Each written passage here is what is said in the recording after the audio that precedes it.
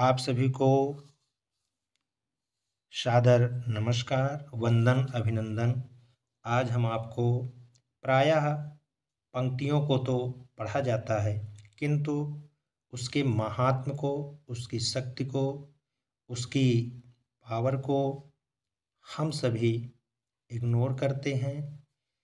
आप विश्वास के साथ इन पंक्तियों को पढ़ें, बस कल्याण के लिए, रक्षा के लिए, विद्या बुद्धि के लिए, भय, शोक, ताप, दैहिक, दैविक, भौतिक ताप निवारणार्थ के लिए इन पंक्तियों को आप पढ़ें। संस्कृत में नहीं पढ़ पाते हैं तो हनुमान चालीसा को आप साधारण न समझें। कोई भी अगर शब्द, पंक्ति, श्लोक जीवन में कल्याणार्थ के लिए पढ़े जा रहे हैं तो उसका वैश्विक महत्व है। आइए हम आपको वो बताने वाले हैं।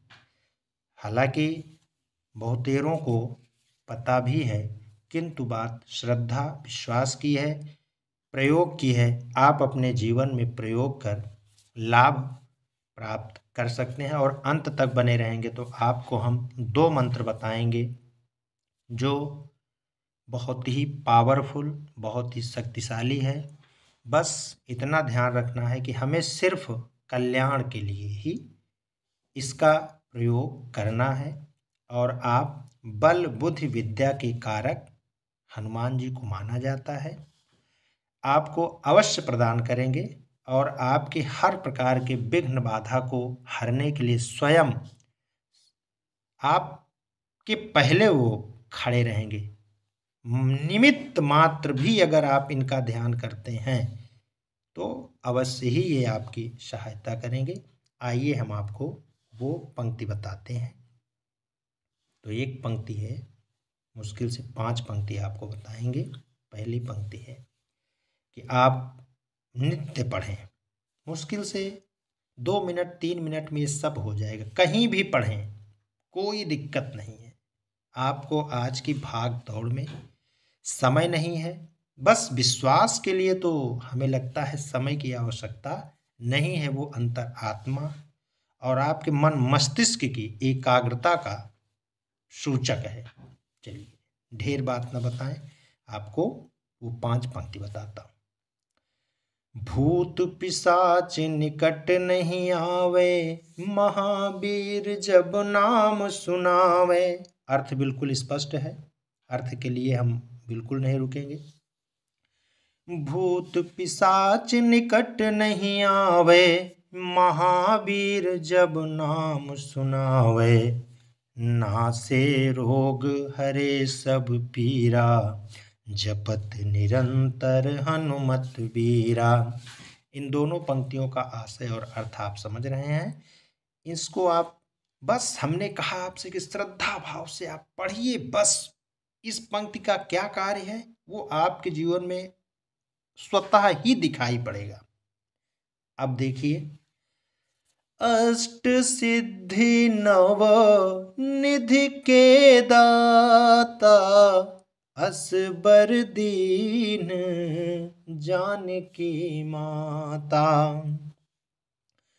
विद्यावान गुणी अति चातुर, राम काज करबे को आतुर। अब आप समझिए कि ये राम के काज को करने के लिए किस तरह से व्याकुल, आकुल, व्यग्र, बेचैन रहते हैं।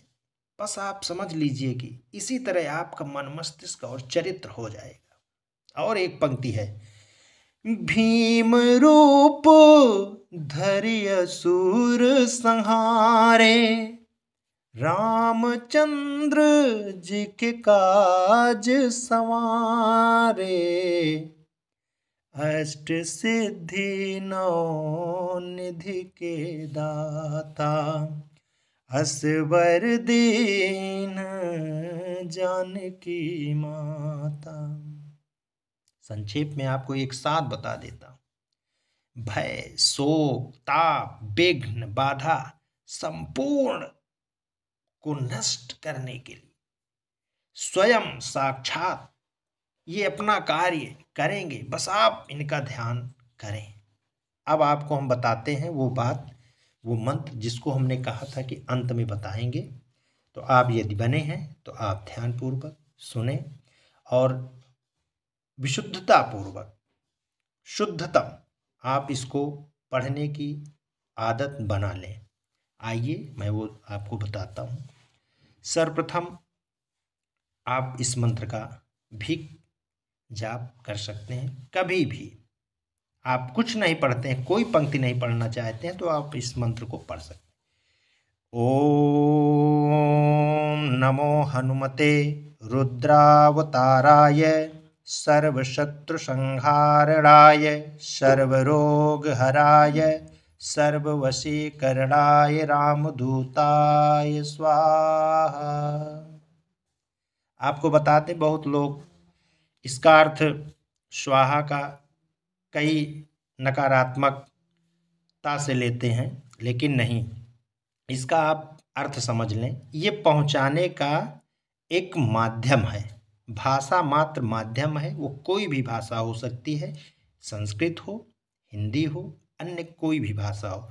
तो ये स्वाहा भी आपके अंतरात्मा से मंत्रों के द्वारा ईश्वर तक पहुंचाने का एक शब्द है, माध्यम है, जिससे असार संसार में ये ध्वनि व्याप्त हो जाती है और ईश्वर तक पहुंचती है।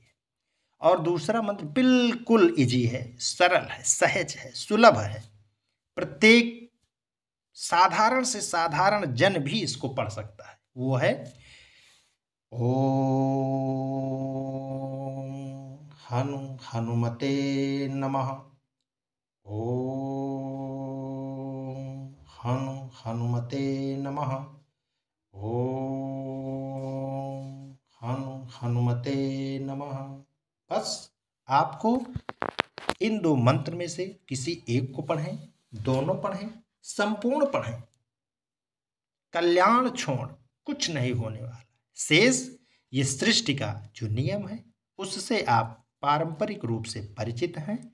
बहुत बहुत धन्यवाद। आपको इस तरह से इसी श्रृंखला में रोज कुछ न कुछ जोड़ने का हम प्रयास करते रहेंगे। बस आपका विश्वास, आपका साथ, आपका आशीर्वाद चाहिए। हर हर महादेव, हर हर महादेव, हर हर महादेव। जय शंकर मोचन। ओम गंगणपतये नमः। ओम गंगणपतये नमः। ओम गंगणपतये नमः। विघ्नहरण मंगलकरण श्री गणपति महाराज। ओम शांति शांति शांति।